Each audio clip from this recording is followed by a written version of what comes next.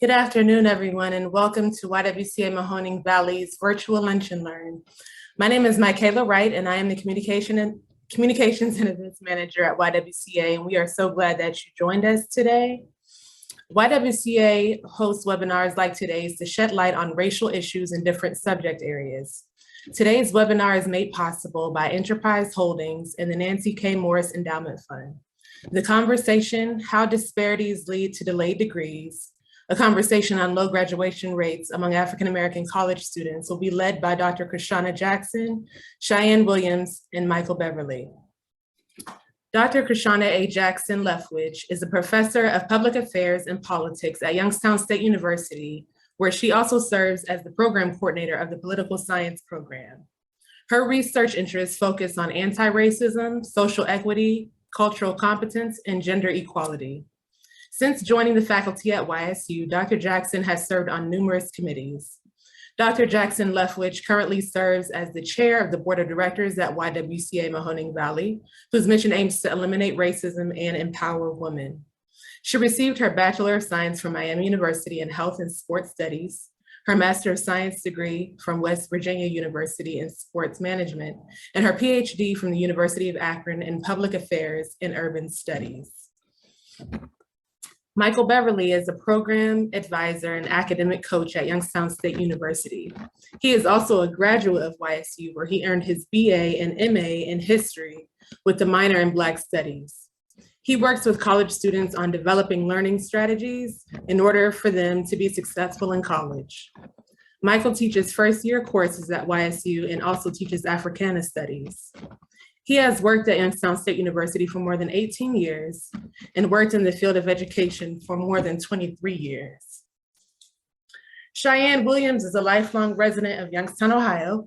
She graduated from Youngstown State University in 2016 with her bachelor's in African American and Africana Studies, and graduated again in 2018 with her master's in American Studies.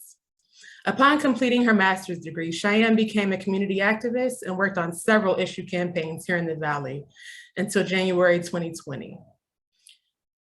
When she took a position on Michael Bloomberg's presidential campaign. The campaign ended exactly 1 week before the world shut down, forcing her to work odd jobs as she rebranded herself through the pandemic. No longer choosing to work in politics, Cheyenne is now an associate advisor with LPL Financial and currently completing the licensing program so she can become a licensed financial advisor in January 2022. In her spare time, she loves reading, traveling, music, and gardening. I am so honored and excited to introduce our panelists today and to begin this conversation. So thank you, panelists, for being here today. And we'll start the discussion with Dr. Cryshanna Jackson Leftwich. Thank you for having us for the Lunch and Learns. I think these are very important events. And so I would just like to say that as a college professor, as a woman of color, I think that looking at these disparities for low graduation rates are very important. And one of the issues I was asked to talk about is looking at how we set up our students for success. And so a lot of times what our college students have in mind when they enroll. And I think what we need to be mindful of is that one of the things that we do is we set our students up and we sell a dream. I don't want to say we sell a dream, but what we're saying is we want our students to be able to go to college so that they can advance themselves, get knowledge and skill sets. But when it comes to people of color or African Americans in particular, there are several barriers that they might face. Mostly for myself in particular, I went to a predominantly white institution, which is a PWI. And when you go to a predominantly white institution, there are some assumptions that go on. Now, a lot of times what you find is you might not have the support that you want. There may be universities that lack diverse faculty or faculty of color that can help to guide you or mentoring or mentorships. And so getting into college is the first step.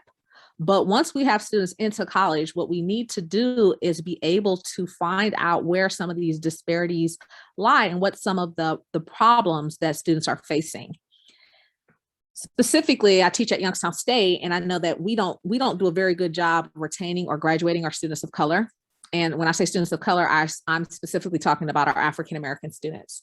And that is one of the first things that I realized that I needed to be able to do is just say African-American. Because for years, I've allowed universities and I've allowed studies and I've allowed research to group us all together and say people of color. But each individual, each minoritized group, each person of color faces different challenges. And so the challenges for African Americans are going to be different from our international students. They're going to be different for our Asian students. They're going to be different from our Latino students. And so when we group them together, we do a disservice because we can't focus on the issues that impact a specific group.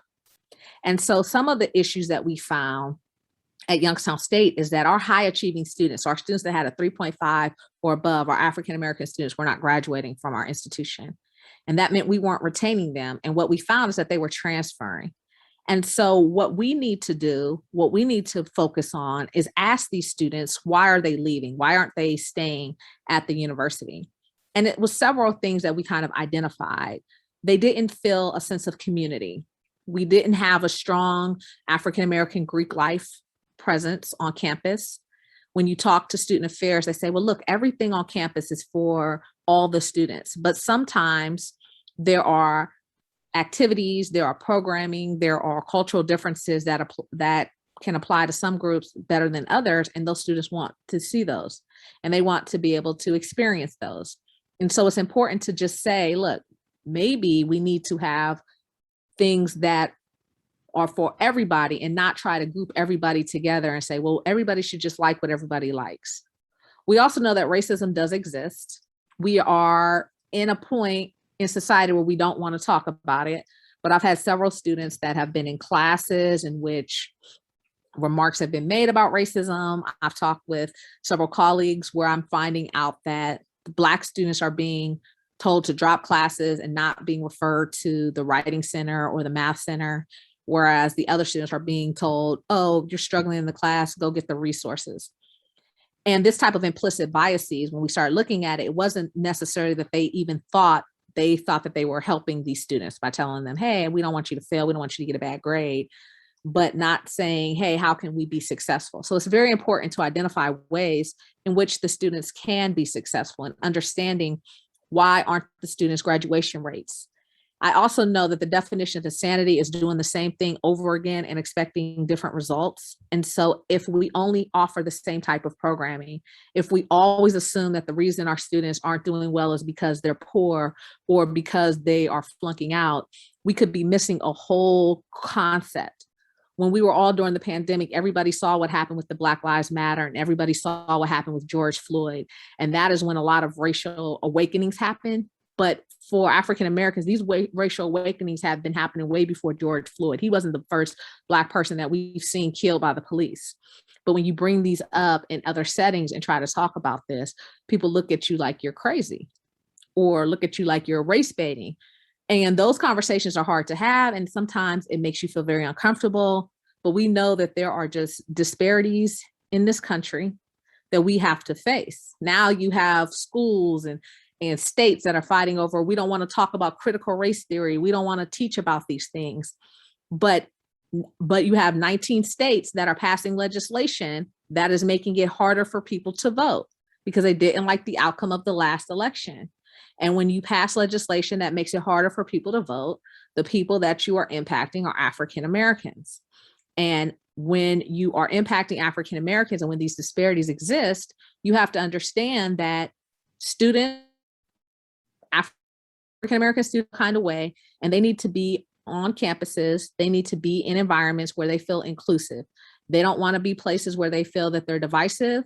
They don't want to be places where they feel as though they can't communicate with other faculty, or when you talk about having actual problems, that they're dismissed, that they're seen as not as important, that you're overreacting. And so we have to really look at what is it that we can do? What offerings can universities have? What type of programming beyond tutoring? What type of counseling services do we offer for students that may be facing some type of trauma or some type of past trauma?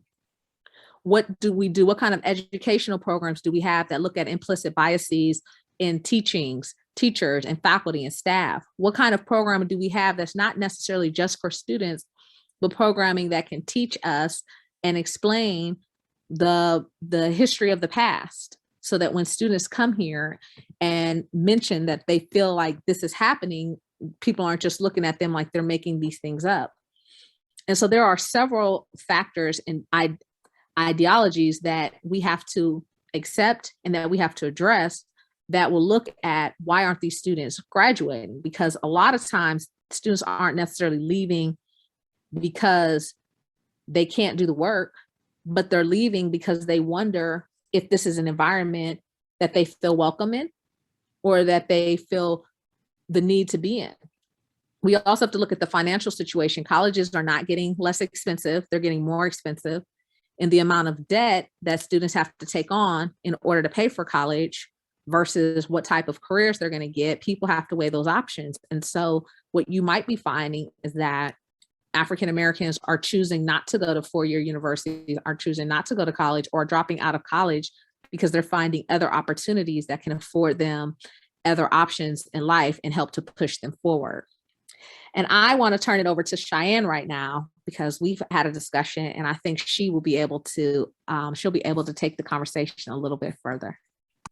Thank you so much, Dr. Jackson. I appreciate that. So I am going to come from the perspective of the former student, because I do agree that when students sign up to go to the university, they are sold an ideal of the lifestyle that they'll have after they graduate. And two, I'm willing to say about 85% of the time, about 80 to 85% of the time, students are just going to college because they're told this is the next step for you to take in your life after high school in order for you to have a comfortable life, get a good job, and matriculate successfully into society. So when I was going into college, I had a different path. I had a non-traditional path into college because I went to Youngstown early college. So I graduated from college before I ever graduated from high school. I knew more about the university than I knew about high school social life. And that's just my personal experience. So I always knew what I wanted to do when I got to the university. I knew what I wanted to major in. And I changed my major several times because I understood, okay, well, I want to major in African American and Africana Studies and philosophy, or I want to major in African American and Africana Studies and politics. I was looking for a certain educational and social experience from the university. I wasn't necessarily looking at the university to provide me with employment immediately afterwards. So one remedy to this issue that we're having is, I personally believe students should know what it is that they want to do at the university. I think they should identify if the university actually has the program that they want to study.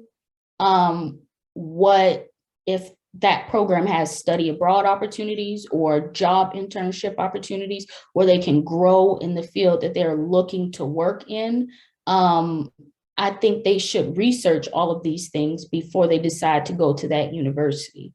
I also think that if we're going to talk about what a student should do, we should also address what the university should be doing as well. Because again, when I was an undergraduate student, I focused on the effects that public education was having. I focused on the history of public education. How did public schools in the inner city become underfunded as opposed to public schools in more wealthier districts? So I really got to learn how the federal government and certain institutions in society played a role in African American students having disproportionate success in the university system as opposed to their white counterparts or Hispanic counterparts or Asian counterparts. And when we get to the root of it, we'll see that African American students are not just hitting these disparities when they reach the university. It is happening to them in preschool. It is happening to African Americans in kindergarten all the way up through the 12th grade. There are certain things that you just don't learn when you come from certain school districts, because your school district is constantly having to focus on the what do they call the standardized tests that are constantly changing. And I focused on this because this was an issue that was happening in Youngstown as I was a student and as I got into the university. So it forced me to really stop and take a look at what's going on in my community. And we realized that when African-American students are not graduating on par with the rest of the university, well, it could cause tuition rates to go up. It can cause enrollment to go down. And today we're seeing an issue with enrollment at YSU. And this can point to several factors with students not feeling that the programs that they want to participate in are being properly funded. They don't have the appropriate mentorship to get into the fields that they want to go into. And even their social life is not what they expected when they went to college. Before I went to YSU, I would watch videos on YouTube or Facebook or Instagram, and I would see Black Greek life, like Delta Sigma Theta, Alpha Kappa Alpha, Alpha Phi Alpha, Omega Psi Phi. And I said, well, I want to participate in something like that. That looks fun. There's a community there, but we didn't have anything like that at YSU. We had it, it was small. And then as I was graduating, from what I understand, I believe that was taken away from YSU. So when a child leaves their family and they go to a university, you're asking that child to create a new family, or at least have some kind of sense of community outside of the one that they just left. And a lot of times universities are not providing that, which will cause students to leave. So I think when we don't care about African-American students in the university systems, we can see, from my personal opinion, I think we'll start to see the system begin to fail on all levels. I believe right now, Youngstown State, and Dr. Jackson, please feel free, or Michael, please feel free to step in and correct me, but I believe we're seeing issues with YSU faculty and staff. I don't believe the staff or the faculty at YSU is being supported properly. And I remember there being union issues with this years ago. I guess the staff wanted an increase in their raise or a raise in their pay. They want money to fund their programs. And I don't believe the university is given its own faculty and administration the proper resources that they need to operate their programs effectively. So you can't expect students to have positive outcomes when you're not even giving the people charged with educating them the proper resources or materials that they need to do that job. And that's what I personally have to say on the subject. And with that, I would like to turn it over to Michael for any additional comments or statistics that he may have. All right, good afternoon, everyone. My name is Mike Beverly. I just want to talk to you guys a little bit. Dr. Jackson and Cheyenne has stolen a lot of my thunder. Some of the things I wanted to talk about also, but they you all wanted me to kind of talk about just kind of like what the graduation rate is all about. Basically, what the graduation rate is just calculating the number of students who graduate and dividing that by the total number of students that we have at Youngstown State. So we kind of look at the 4-year rate, we look at the 6-year rate to see how many students are graduating from YSU. And over the years, we have had a hard time graduating African-American students, and that is so true. And some of the things that Dr. Jackson and Cheyenne have said about retention and graduation would be helped, because we do have to look at what the university can offer and what the university is willing to offer to these students to not only bring them to Youngstown State, but also to keep them until they graduate. Fraternities and sororities are very important. So we have to look at all those things about why are these students leaving? A lot of them, they are looking at other universities and what those universities can provide them. And so we have to look at that here at YSU. We want to make sure that we have the offerings that will not only draw the students to come here, but also to retain them and for those students to graduate. So I've worked I worked at Youngstown State for 18 years. And so I've seen a lot of students come and go. And so usually there's like two types of students that I see that's really, really successful. And one of those types of students is the student, they've been groomed to be successful. They kind of was always told. So one of the things I look at with students, we have to be careful about what we put out there. And because I'm looking at also the areas I'm talking about today is like from the community, university, we have to look at everything as far as making sure that our young people are successful. So we have to kind of be careful about what we put in their minds whether it's elementary school, junior high, high school, whatever. What are we saying to African-American students from the beginning? Youngstown State has to work with the schools around this area, everywhere. Universities all across the country have to work with high schools and elementary schools. This is a call to action. We have to all work together, work with the families. If the parents have not been to college, we have to give them information. High schools need to give them information on the process too, because students need that support. They need that support on how to go about doing it. Because some of them, they don't know. Because what I find, I advise students their first semester in college, so I have to tell them what classes to take. And one of the problems with African Americans, they already kind of like, how can I put it, like, they're behind a little bit because there are so many that end up applying late, going to orientation late. And so they come through like the last orientation to get what's left over. We want to make sure that they have enough information that when they're going through that process from high school to college, that they're doing it early, that everything is in place by the time August comes around and fall semester starts, they're ready to go. So like I said, one of the things that I see with students who are successful is that student who's already have been groomed from the beginning, have been told that they're smart, that they can make it through college. Secondly, is the student who they're connected. They get connected while they're here at Youngstown State. And like Dr. Jackson said, Cheyenne is saying that there aren't many African-American staff people or professors, which makes it difficult. But those students who are fortunate enough to get connected, have that relationship, a person who can kind of mentor them and help them with all the resources here at YSU. And they're also connected with a group of students who are also successful and have the same mind as far as going about graduating. Those students are generally successful. We at YSU have to look at providing a holistic approach as far as working with our students. We do have to talk to them and figure out what's going on with them, how to go about being successful. Have they dealt with any kind of trauma in their life, or if they're going through trauma? So those are some of the things, advising them properly.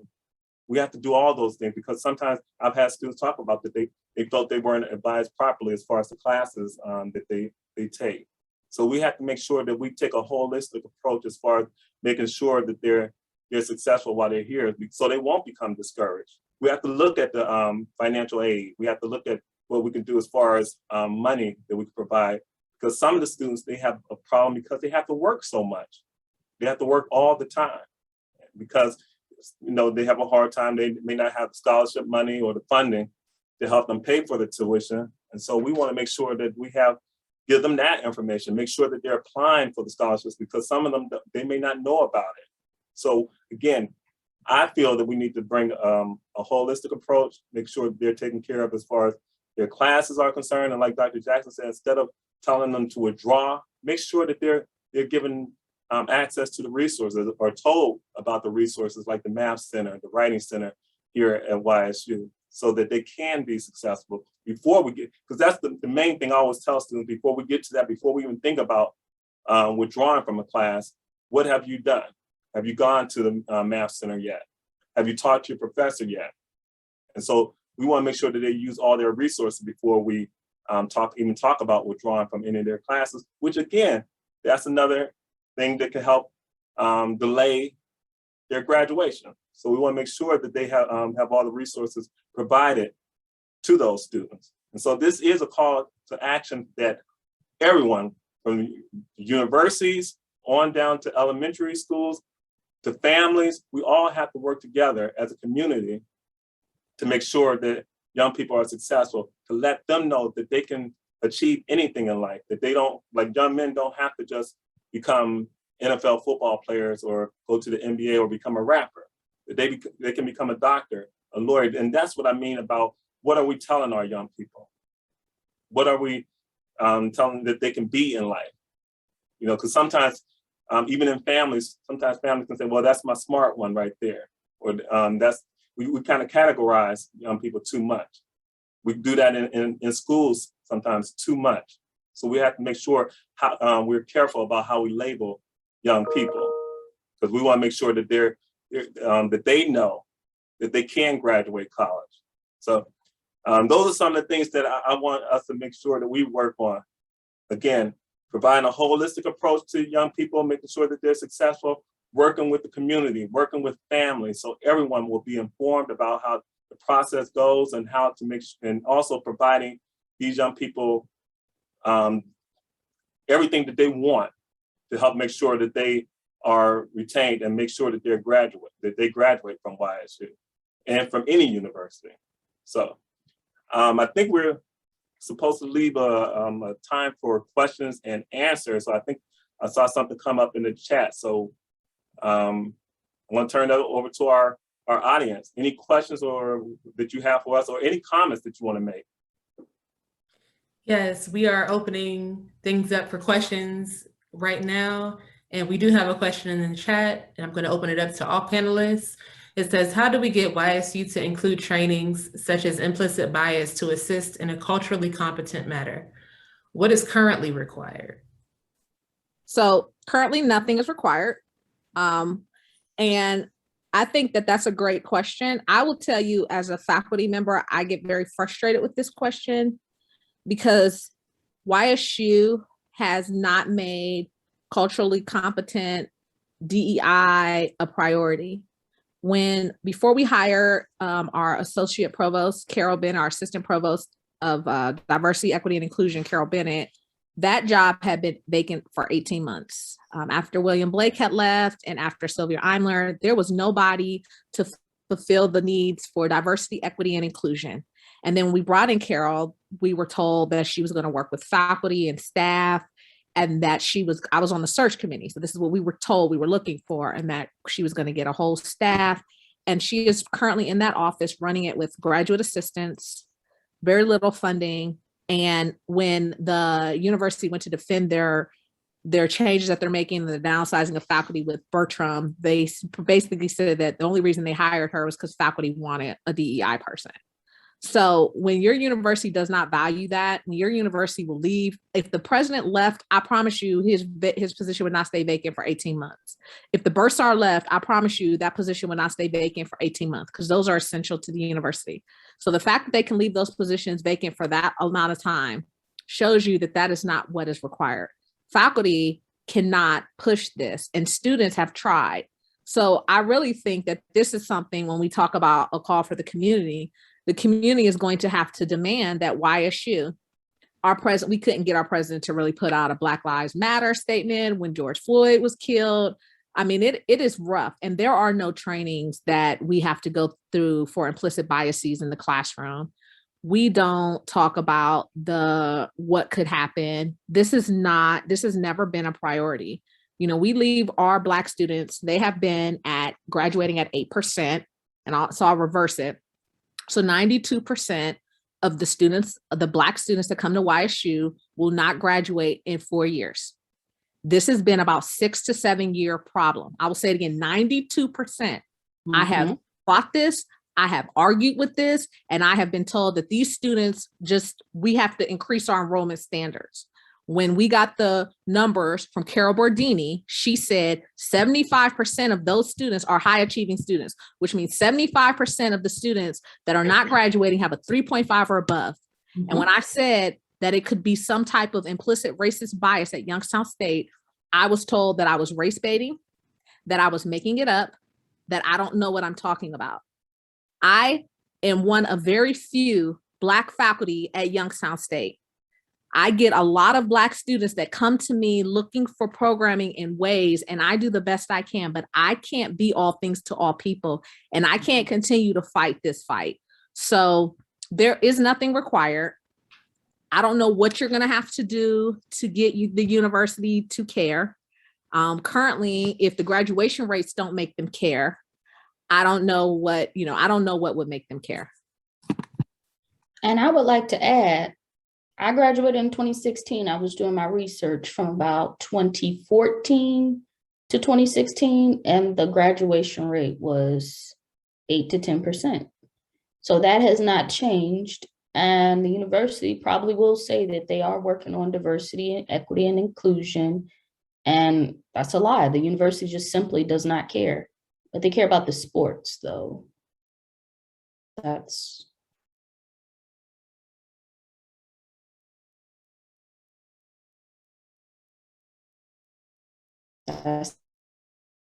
not nice.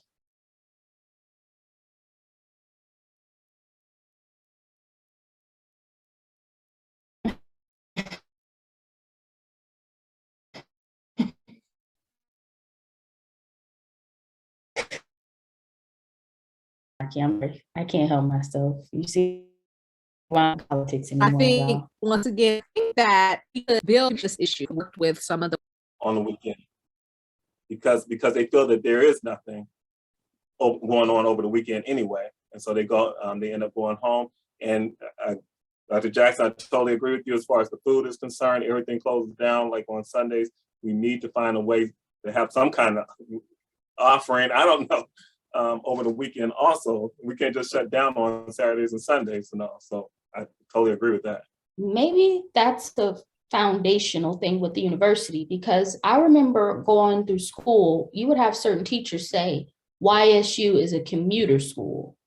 So maybe the university has to redo, I don't know what that would be considered, move away from being a commuter school and actually become a true campus where things are open 24 hours, students actually have access, because maybe that could be a reason why things close so early. And I don't know, but that's the only thing I could think of.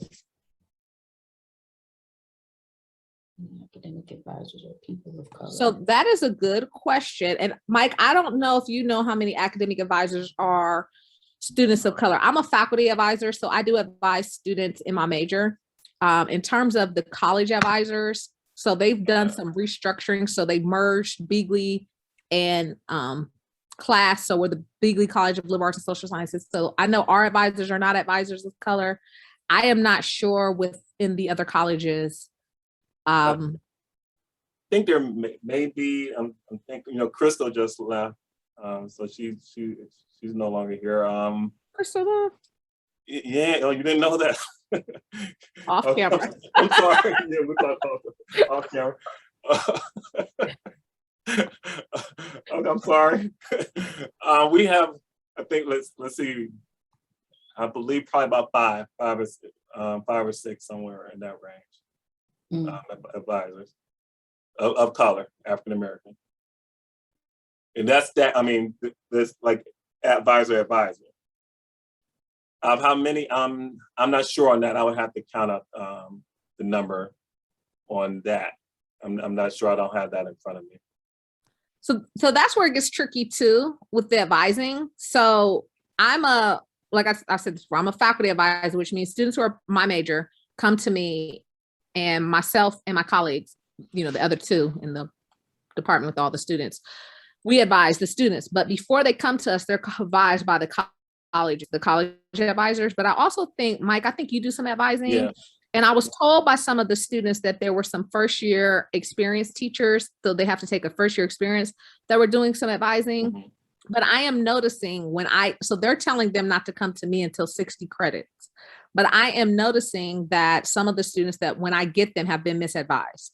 And I have spoken with my dean, and I probably need to speak with him again. I don't want my majors to not come to me until they're 60 credits in. I need my majors to come to me after their first semester in order so that I can tell them about Moot Court, Model United Nations, so I can let them know about the internship program, so I can let them know what our department has to offer. So I don't think it's a great model to not allow the faculty to advise the students until 60 credits in. I'm not sure when that started and who decided decided this because there was a lot of reorganization done at the university in COVID while faculty was not on contract. And then we just came back to guess what we did.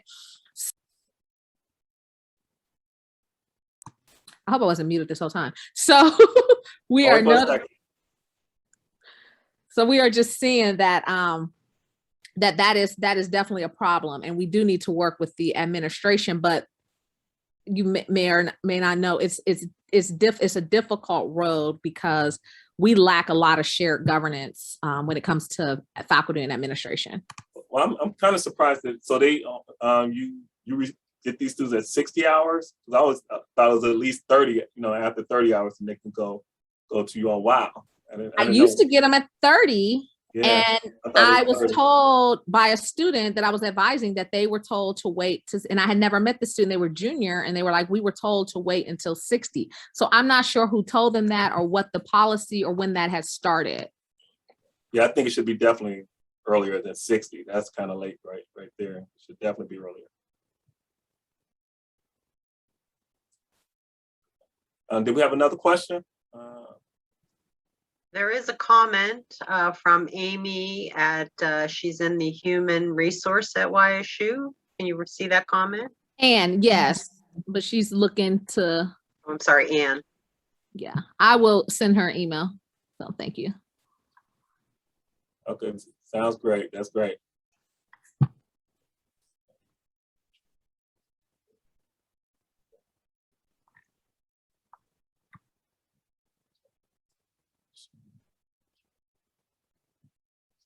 Oh, mentoring.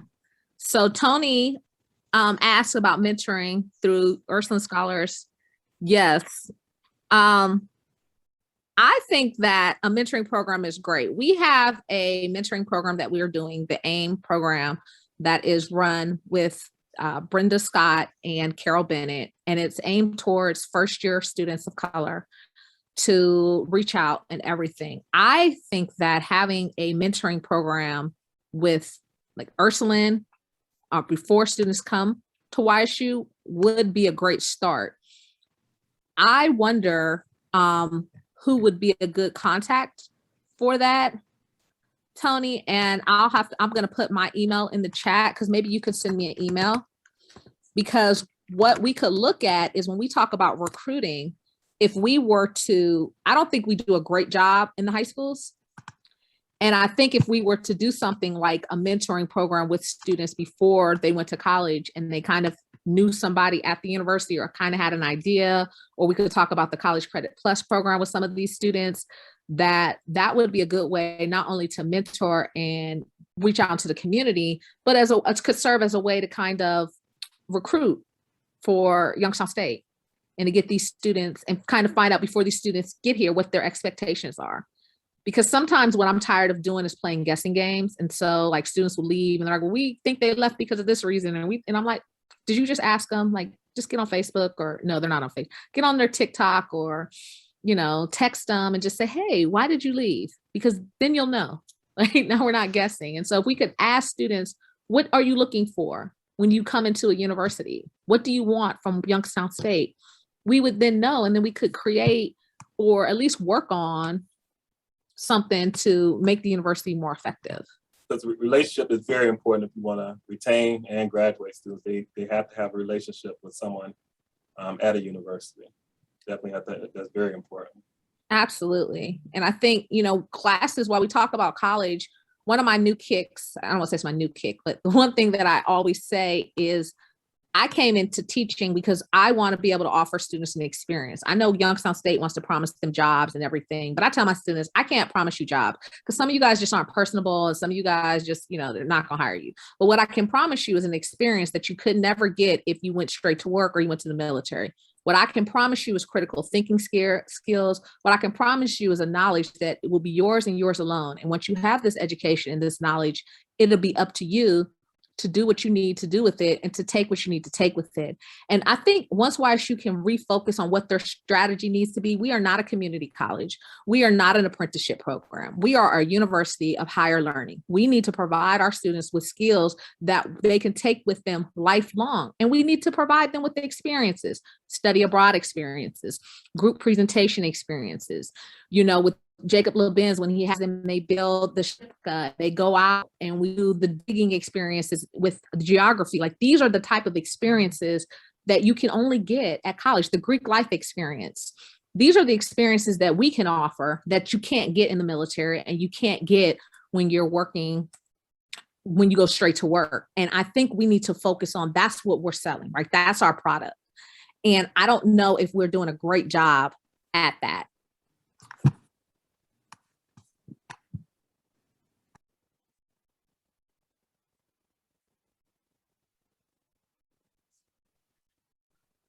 I just would like to comment off of that because I think college is so much more fulfilling when you go for an experience.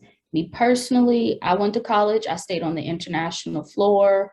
So I met friends from all over the world. I never got the opportunity to travel abroad and study, which is one of the only regrets that I have about college and not joining a sorority maybe. But other than that, I think when you focus on the experience and the building a new community, and you learn, I think college provides you the opportunity to have insight into other people's cultures, to provide understanding, to help with those critical thinking skills that you need in the world. So I think when you focus on the experience, the university experience, I think you will get more satisfaction from students as opposed to promising them jobs, or if you go to this program for so long, you'll get a job doing this and you'll be happily ever after. Because that company could leave like we saw in the Valley. So, I mean, I'm just saying. So yeah, I think it's more fruitful to focus on the experience rather than the outcome. Right. And studies show you people aren't staying in jobs. They're not getting a job out of college and staying there 20, 30 years, right? Like the average person has 2-3 jobs in their lifetime. So if you're getting a degree just to focus on one specific job, and your degree only tailors you to that one specific job, you're doing yourself a disservice. You need a degree that's going to be interdisciplinary. So if you want to get out of politics and go into finance, you can do that because you've had an education, you have a master's in American studies, and you have a background that is going to provide you the ability to translate your degree onto multiple levels. Right? I'll have a lot of students say, well, what can I do with this degree? And I said, listen, you make your degree work for you. You have taken math classes, science classes, geography classes, history classes, political science classes. You have a minor. So you can do the sky is your limit. You say what it is that you want to be able to do. You sell yourself. You use your public speaking skills, you brush up your resume, and you go in there and you tell them what you can do. And then that's how you get that job. Because a lot of people, they're not going from college and they're going to be in a corporation for 35 years. That's not how the market works anymore. A lot of people are going to switch jobs.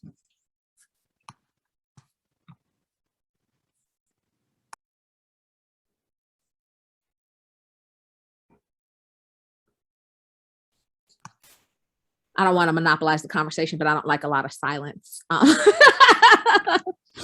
So I also would just say when we're talking about, because I want to look at when we talk about the graduation rates and the discrepancies, Cheyenne and I talked about one of what they were saying should be a measuring factor when they're looking at college success is post-college success. So graduation rates, are they enough if students aren't able to pay off debt, or how much debt should students get into? What is your outlook after you leave college? What do you make that degree turn into, and making sure that your finances, and that a lot of students aren't taking out crazy amount of loans. Cheyenne and I think we were fortunate that we didn't have a lot of loans when we graduated, but a lot of students of color have a lot of student loans, and these loans have to get paid off in order for you to get a house, in order for you to pay for a car, in order for you to be successful. And so we want to make sure that some of these predatory lending practices that are going on, or some of these, when they're not appraising the houses the same based off of race, these are some other issues that we want to focus on, because getting that degree and getting out into a world that still has these implicit biases or still has some structural issues set up is not always, important. I was telling my class, I want to purchase a home, but I don't want to necessarily be in the suburbs because I have a son and I want him to be around kids that look like him. But they're not building new homes in cities. Like a lot of the cities don't have new developments where they're building these newer homes. That means I have to move out into a suburb. And I don't necessarily want to move out into a suburb, because then that means I have to bring my 8-year-old Black boy into a suburb. And I just don't want to do that to him. So I was like, I guess we'll just be in this rundown house until you graduate, because there aren't a lot of options, or leave Ohio, because in terms of just looking for, with smaller, it's little issues like that when you're African American that you have to consider what school is he going to go into, what signs is he going to walk by? Is he going to walk by, the Black Lives Matter signs, or is he going to be walking by, the Blue Lives Matter more than your life? So, what kind of climate are we raising our kids in? So I think all those things add up once getting to college or getting out of college, just the world that we live in. Yeah. It's just one big thing. Like I said, I think also it's just working on our young people mindset, just making sure that they are,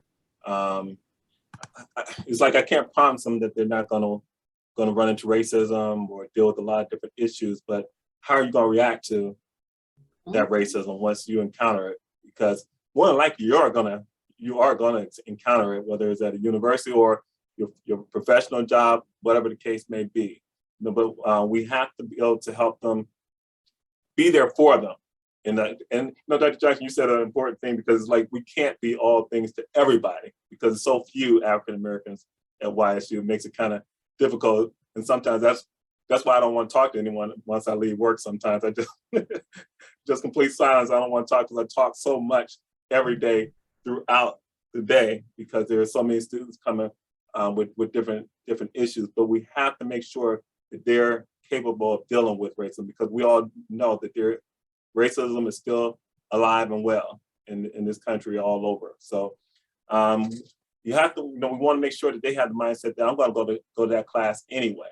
I'm not going to let that professor discourage me if they say something negative to them. It's like, how do we, we want to make sure that we do that. How do we find that and give them that, help them develop that strength, I should say, help them develop the strength in them, so that they won't feel like, see that professor, because some of them do. Sometimes it just takes one little remark that makes them want to go back home too, or go to another college, because that professor hurt their feelings, or that staff person treated them badly. And so I think maybe that's another thing that we can do better too at the university, just better customer service. Students come to us looking for answers, making sure that we don't get frustrated or blow them off. Because some students, some of them, they may not know. They just may not know the answer. That's why they're asking you. And so we could probably do better with that also. Hi, everybody. I'm Leah Merritt, CEO of the YWCA Mahoning Valley, and this has been a wonderful, wonderful discussion today. Really want to thank our panelists here in a minute, but I know I'd like to interject. We have a few more minutes. The fact that we've heard from other board members who've been students at YSU that, that sense of belonging just isn't there. They might sit in the back of a classroom and no one would come up to them as an African American student and say, "Hey, how you doing? I'm so and so." And that feeling of belonging is so important. And so, I think that's something we can, reach out and maybe make people feel welcome. I'm also encouraged by the hiring practice.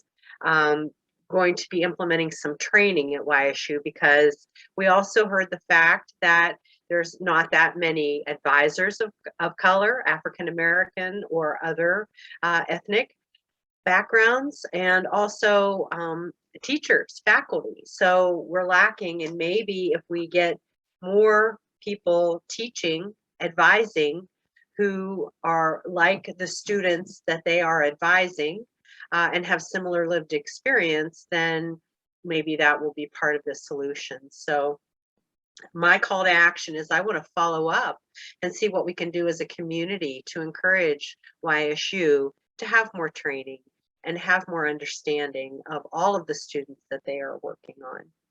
And with that being said, I hope you've all enjoyed our discussion today. I want to thank Dr. Cryshanna Jackson, who also serves as our current board chair. She's always there helping us out. We appreciate that.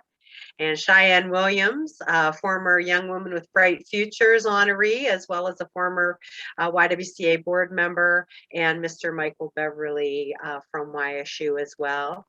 Thank you to all of our panelists, and thank you to Michaela Wright for kicking us off today and organizing this event.